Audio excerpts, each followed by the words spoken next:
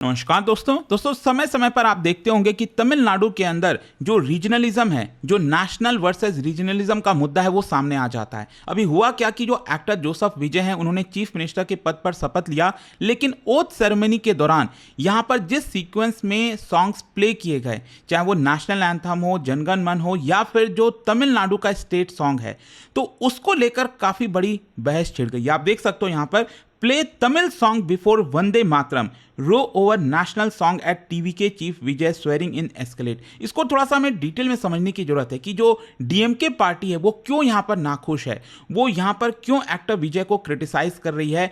क्या यहाँ पर जो सीक्वेंस में प्ले किया गया है सॉन्ग्स, क्या वो गलत है, यहाँ पर प्रोटोकॉल क्या कहता है, और एक्टर विजय ने ऐसा क्यों किया। क्योंकि तमिलनाडु के अगर आप थोड़ा सा इतिहास में जाओगे तो ये बहुत बड़ा मुद्दा है। ये इनफैक्ट इंडिपेंडेंस से पहले से चलता आ रहा है और इंडिपेंडेंस के बाद और ज़्यादा एग्रेसिव हो गया था। वो सब कुछ मैं आपको डिटेल से बताऊंगा। चलिए आगे बढ़ते हैं, लेकिन उससे पहले आप सबको बता दूं, आप में से जो भी लोग यूपीएससी की तैयारी कर रहे हैं, 15 मई तक आपको एक्स्ट्रा डिस्काउंट मिल रहा है, प्लस डबल वैलिडिटी हमारे सभी कोर्सेज पर दी जा रही है। मतलब कोई भी यूपीएससी कोर्स आप लेते हो, उसमें प्रीलिम से लेकर इंटरव्यू तक की तो पूरी पढ़ाई कराई जाती है, plus 1-to-1 mentorship, mains residential programme, 100% fee refund after clearing prelims. तो अगर आपको लेना है, लिंक कमेंट सेक्शन में दिया हुआ है, यूज करिए कोड अंकित लाइव।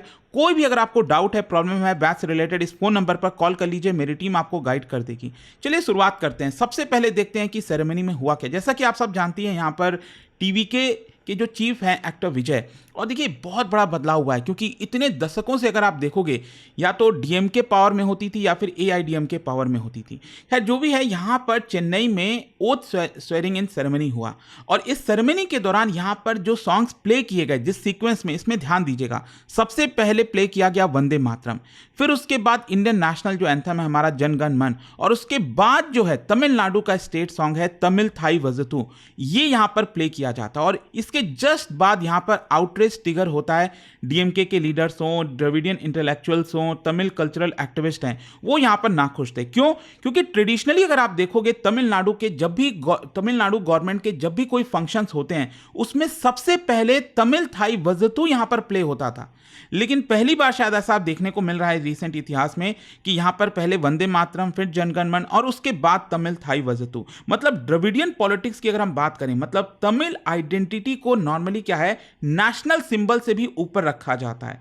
तो यहां पर इसी की वजह से कुछ ही घंटे के अंदर जो पूरा मुद्दा है वो एक्सप्लोड हो गया। अच्छा, यहां पर एक चीज समझिएगा कि ये सिर्फ यहां पर प्रोटोकॉल या फिर सेरेमनी में क्या हुआ, ये सिर्फ उसकी बात नहीं है। मतलब it is not just about dispute over ceremonial protocol. ये एक बड़ा क्लैश आपको देखने को मिलता है इंडियन नेशनलिज्म और तमिल रीजनल आइडेंटिटी के बीच में, और हो सकता है कि यहां से टीवीके और डीएमके के बीच में एक लॉन्ग स्ट्रगल की शुरुआत होने जा रही होगी। खैर यहां पर मैं समझाने की कोशिश करता हूं कि ये तमिल थाई वजतू, इसका मतलब क्या है। बेसिकली इसमें जो मदर तमिल है उनको इन्वोक किया जाता है। ये स्टेट ऑफिशियल सॉन्ग है, ऑफिशियल स्टेट सॉन्ग है तमिलनाडु का, और इसको लिखा गया था मनोमन्यम सुंदरनार के द्वारा। और ये जो सॉन्ग है वो बेसिकली ग्लोरीफाई करता है तमिल कल्चर को, तमिल लैंग्वेज को, तमिल सिविलाइजेशन को, तमिल हेरिटेज को और तमिल प्राइड को। मतलब नॉर्मल जो सेरेमोनियल सॉन्ग है उसके अलावा अगर आप देखोगे, जो तमिल थाई वजतू है उसमें तमिलनाडु की जो पॉलिटिक्स है उसमें डीप इमोशंस आपको देखने को मिलेगा। अच्छा, यहां पर तमिल लैंग्वेज, अगेन तमिलनाडु के अंदर अगर आप देखोगे, लैंग्वेज का भी हमेशा से एक बड़ा मुद्दा आता है। तो इसको समझने के लिए, ये जो पूरा मुद्दा है उसको समझने के लिए आपको थोड़ा सा पीछे जाना होगा। मतलब ज्यादातर भारतीय राज्यों में अगर आप देखोगे तो लैंग्वेज एक कल्चरल की तरह देखा जाता है, लेकिन तमिलनाडु के अंदर क्या है कि लैंग्वेज एक पॉलिटिकल मुद्दा बन जाता है, सिविलाइजेशन इशू बन जाता है, एंटी सेंट्रलाइजेशन को रिप्रेजेंट करता है। तो जो तमिल नेशनलिज्म है ये बेसिकली इसलिए इमर्ज हुआ बिकॉज तमिल को बिलीव होता था कि जो नॉर्थ इंडियन है वो पूरे देश के अंदर डोमिनेट करते हैं। पॉलिटिकल जो एलिट है वो डोमिनेट किया जाता है नॉर्थ इंडिया के द्वारा। हिंदी को कहीं ना कहीं जानबूझ के इंपोज किया जा रहा है, तमिल कल्चर खतरे में आ जाएगी। तो ये जो विचारधारा थी ना, वो काफी तेजी से पनपती गई। और ये अगर आप देखोगे तो इसीलिए आप 1930s की बात करें, 1940s की बात करें, और 1965 में भी और ज़्यादा एग्रेसिव हो गया था। अच्छा, यहाँ पर इनफैक्ट मैं आपको 1965 का बताता हूँ, क्योंकि एक बड़ा टर्निंग पॉइंट था। यूनियन गवर्नमेंट उस समय 1965 में प्लान कर रही थी कि हिंदी को एक primary official language of India बनाया जाए। तो तमिलनाडु में मैसिव प्रोटेस्ट होता है। जो स्टूडेंट्स हैं, यूथ्स हैं, द्रविडियन एक्टिविस्ट हैं, उनको डर ये था कि जो हिंदी स्पीकिंग नॉर्थ इंडियंस हैं वो गवर्नमेंट जॉब्स में डोमिनेट करेंगे, तमिल आइडेंटिटी काफ़ी कमज़ोर हो जाएगी और जो भारत है वो कल्चरली सेंट्रलाइज्ड हो जाएगा। इसका काफ़ी ज़्यादा डर था 1965 में जब ये हो रहा था, और इसी की वजह से काफ़ी सारे प्रोटेस्ट होते हैं, कई स्टूडेंट्स की यहाँ पर मृत्यु भी होती है, और इसी की वजह से परमानेंटली जो पूरी तमिल पॉलिटिक्स है वो ट्रांसफॉर्म हो जाती है। और यहीं पर आपको द्रविडियन मूवमेंट का उदय देखने को मिलेगा। मतलब ये जो मूवमेंट स्टार्ट हुआ था उसमें दो मेजर जो पार्टीज हैं वो और ज़्यादा उभर कर आती हैं। डीएमके तो पहले से थी ही, उसके बाद AIADMK जो MG रामचंद्रन की ने अपनी पार्टी बनाई थी, और उसके बाद जयललिता। तो ये दो मेजर पार्टीज जो हैं वो काफ़ी ज़्यादा डोमिनेट करने लगती हैं तमिलनाडु के अंदर। और जो द्रविडियन मूवमेंट है वो basically Tamil identity, social justice, anti caste reform, इन सबको रिप्रेजेंट करता है। और 1967 के बाद से ही यहाँ पर ये जो पार्टीज हैं वो पूरी तरह से डोमिनेटेड हो जाती हैं। मतलब पिछले 6 दशक में अगर हम बात करें, जो तमिल पॉलिटिकल सिंबल्स हैं वो सेक्रेड हो जाते हैं। मतलब लोगों के इमोशनली बहुत ज़्यादा अटैच हो जाते हैं। जहाँ तक वंदे मातरम का सवाल है दोस्तों, अभी देखा ही होगा आपने, पिछले साल इसको लेकर काफ़ी चर्चा भी हुई थी, क्योंकि 150th ईयर जो एनिवर्सरी है वो यहाँ पर मनाया जा रहा था सेंट्रल गवर्नमेंट के द्वारा। बंकिम चंद्र चट्टोपाध्याय ने इसको 1875 में यहाँ पर लिखा था, और ये बेसिकली ओरिजिनेट जो हुआ था ना वो एंटी ब्रिटिश फ्रीडम मूवमेंट को लेकर हुआ था। और कई इंडियंस के लिए patriotism, anti colonial resistance, national unity, इन सबको रिप्रेजेंट करता है। लेकिन तमिलनाडु में अगर हम बात करें, जो कुछ सेक्शन ऑफ द्रविडियन पॉलिटिक्स हैं वो वंदे मातरम को एज नॉर्थ इंडियन नेशनलिज्म की तरह देखते हैं, हिंदू मेजॉरिटेरियनिज्म की तरह देखते हैं, सेंट्रलाइज्ड नेशनलिज्म की तरह देखते हैं। मतलब आप देखिए, रेस्ट ऑफ इंडिया की अगर हम बात करें तो वंदे मातरम सिंपली एक पैट्रियोटिक है, लेकिन अगर हम तमिलनाडु की पॉलिटिकल हिस्ट्री में जाएं तो ये इसमें एक एडिशनल आइडियोलॉजिकल लेयर दे देता है। जो तमिल के जो प्राइड है वो यहाँ पर आपको देखने को मिलता है। अच्छा, जो ऑर्डर है वो इतना मैटर क्यों करता है? ये जो हम ओथ सेरेमनी की बात कर रहे हैं, यहाँ पर एक अलग अलग ऑर्डर में यहाँ पर सॉन्ग्स को प्ले किया गया था। अब पॉलिटिक्स के अंदर देखो हर एक चीज़ मैटर करता है। जब हम पॉलिटिक्स की बात करते हैं उसमें झंडा भी मैटर करेगा, जो सीटिंग अरेंजमेंट है, जो डिग्नेटरीज आए हैं वहाँ पर वो कहाँ पर बैठे हैं, कौन फ्रंट में बैठा है, तो वो भी काफ़ी मैटर करता है। लैंग्वेज मैटर करता है, सॉन्ग्स मैटर करते हैं, हर एक चीज़ मैटर करता है।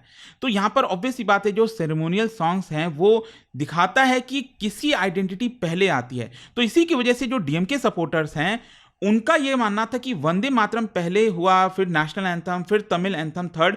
तो इसका मतलब यह हुआ कि आप इंडियन नेशनलिज्म को ऊपर रख रहे हो, कॉन्स्टिट्यूशनल नेशनलिज्म को दूसरे उस पर रख रहे हो, और तीसरे पर आप तमिल आइडेंटिटी को रख रहे हो, और इसी की वजह से उनके द्वारा बैकलैश किया गया। वैसे मैं आपको एक चीज बता दूं, अभी 2026 के स्टार्टिंग में होम मिनिस्ट्री के द्वारा एक फ्रेश रूल्स स्टेट किया गया था। उसमें यह बताया गया था कि जब भी दोनों, मतलब नेशनल सॉन्ग और हमारा नेशनल एंथम जब एक साथ प्ले होंगे तो पहले आपका वंदे मातरम प्ले होना चाहिए, और जो 6 स्टैंजाज हैं पूरा वो आपका प्ले होना चाहिए, और उसके बाद नेशनल एंथम आना चाहिए। और मोदी जी की जो सरकार है उन्होंने, जैसा मैंने आपको बताया कि 150th एनिवर्सरी भी सेलिब्रेट किया था पिछले साल, उसमें भी काफ़ी इश्यूज आ रहे थे। तो बेसिकली जो विजय के सपोर्टर्स हैं उनका ये मानना है कि एक्टर विजय यूनियन प्रोटोकॉल को बस फॉलो कर रहे थे, उनका कोई ऐसा इंटेंशन नहीं था। अच्छा, यहाँ पर एक और चीज़ समझने वाली बात है कि एक्टर विजय का ये जो एक्शन था वो इतना सरप्राइजिंग क्यों था? क्योंकि देखो, पॉलिटिक्स में एंटर करने से पहले अगर आप देखोगे ना, जो एक्टर विजय इस तरह से देखा जाता था उनको कि वो तमिल कॉज के लिए काफ़ी सिंपैथेटिक हैं, वो सेंट्रलाइजेशन के खिलाफ हैं, यूथ ओरिएंटेड हैं। तो और इनफैक्ट उनके फिल्मों में भी अगर आप देखोगे वो एंटी इस्टेब्लिशमेंट मैसेजिंग देते थे, सोशल जस्टिस के थीम्स पर फिल्म बनाते थे। तो कई लोगों का ये एक्सपेक्टेशन का था कि जब वो पावर में आएंगे, सीएम बनेंगे, तो वो ट्रेडिशनल द्रविडियन सिंबलिज्म को और ज़्यादा आगे बढ़ाएंगे। इंस्टेड यहाँ पर जो सेरेमनी है उसमें ये पता चलता है कि नहीं, ये तो कुछ उल्टा ही हो गया। तो इसी की वजह से जो तमिल पॉलिटिकल सोसाइटी है वो, उसमें से कई लोग काफ़ी शॉक में आ गए कि ऐसा कैसे हो गया। एंड देखो, क्वेश्चन ये आता है कि क्या ये जानबूझकर किया गया? अब कई लोगों का मानना है यस, क्योंकि देखो क्या है ना कि तमिलनाडु की पॉलिटिक्स इतने दशकों से सिर्फ डीएमके स्टाइल द्रविडियनिज्म की तरह चल रही थी और एआईडीएमके के हिसाब से चल रही थी। लेकिन एक्टर विजय कुछ नया अटेम्प्ट करना चाहते हैं, ऐसा लगता है। मतलब जो तमिल आइडेंटिटी है उसको इंडियन नेशनलिज्म के साथ मिलाकर चलना चाहते हैं, और ये स्ट्रैटेजिकली इंपॉर्टेंट हो जाता है क्योंकि डीएमके ऑलरेडी यहां पर डोमिनेट करती है द्रविडियन आइडेंटिटी पॉलिटिक्स को, बीजेपी स्ट्रांग नेशनलिस्ट पॉलिटिक्स को डोमिनेट करती है। तो मे भी शायद हो सकता है कि जो एक्टर विजय है वो मिडिल ग्राउंड लेकर जा रहे हो, मतलब वो प्राउड तमिल भी हैं लेकिन वो एंटी नेशनलिस्ट का ऐसा कोई भी काम नहीं करते, मॉडर्न भी हैं, रिफॉर्मिस्ट भी हैं, मतलब एक मिडिल ग्राउंड जो होता है ना। एंड यू नेवर नो मतलब क्या मंशा होती है आगे चलकर, हो सकता है कि एक इंटेंशन हो सकता है आगे चलकर तमिलनाडु के अभी तो सीएम बने हैं, काम करेंगे, हो सकता है अगर इस तरह से चीज़ों को आगे बढ़ाएंगे, नेशनल आइडेंटिटी को आगे ले जाएंगे, यू नेवर नो कोई तमिलनाडु से आगे चलकर प्राइम मिनिस्टर बन जाए। तो इस तरह की भी चीज़ें होती हैं। अच्छा, डीएमके इतना एग्रेसिव क्यों हो रहा था? डीएमके बेसिकली उनके लिए तो एक अपॉर्चुनिटी की तरह है कि देखो यहाँ पर जो तमिल आइडेंटिटी है उसको इन्वोक करने लग गए वो लोग कि देखो एक्टर विजय ने हमारे सिंबलिज्म को कमज़ोर किया है, वो सेंट्रल नेशनलिज्म की तरफ सॉफ्ट होते जा रहे हैं, वो इस तरह से चीज़ों को यहाँ पर दिखा रहे थे। और इसीलिए आप देखोगे जो टीवीके है, जो पार्टी है, उन्होंने तुरंत बैक ट्रैक भी कर लिया। उन्होंने कहा कि नहीं ऐसा कोई बात नहीं था, ये बस पहली बार हुआ है और आगे चलकर यहाँ पर जो तमिल आइडेंटिटी वोटर्स हैं उनको हम एलिनेट नहीं करेंगे। और इसीलिए उन्होंने यहाँ पर यह कह दिया कि आगे चलकर जब भी गवर्नमेंट फंक्शन होगा उसमें पहले तमिलनाडु का जो स्टेट सॉन्ग है वो पहले प्ले किया जाएगा। तो कहीं ना कहीं ये दिखाता है कि जो एक्टर विजय हैं वो तमिल आइडेंटिटी के वोटर्स को एलिनेट नहीं करना चाहते, और वो भी स्टार्टिंग में, क्योंकि स्टार्टिंग में अगर आप इन्हीं तरह के कंट्रोवर्सीज में घिर जाओगे तो फिर काम के लिए समय कहाँ बचेगा, आप काम कैसे कर पाओगे। काफ़ी कुछ है यहाँ पर। देखो रियल मीनिंग यहाँ पर ये निकलता है कंट्रोवर्सी का, it is not about song कि कौन सा सॉन्ग बेटर है खराब, ऐसा नहीं है। बेसिकली ये डिसाइड करेगा आगे चलकर कि तमिलनाडु की जो पॉलिटिकल आइडेंटिटी है वो किस दिशा में जाएगी, वो टीवीके की विचारधारा पर जाएगी या फिर जो द्रविडियन आइडियोलॉजी है जो चलते आ रही है लंबे समय से उस विचारधारा पर जाएगी। बाकी आपका क्या सोचना है मुझे कमेंट सेक्शन में जरूर बताइएगा। और जाने से पहले एक बहुत इंटरेस्टिंग क्वेश्चन, कौन से चोला रूलर को क्रेडिट मिलता है कि उन्होंने जो साउथ ईस्ट एशिया है वहां पर नेवल सुप्रीमेसी को स्टैब्लिश किया था, कौन से चोला रूलर?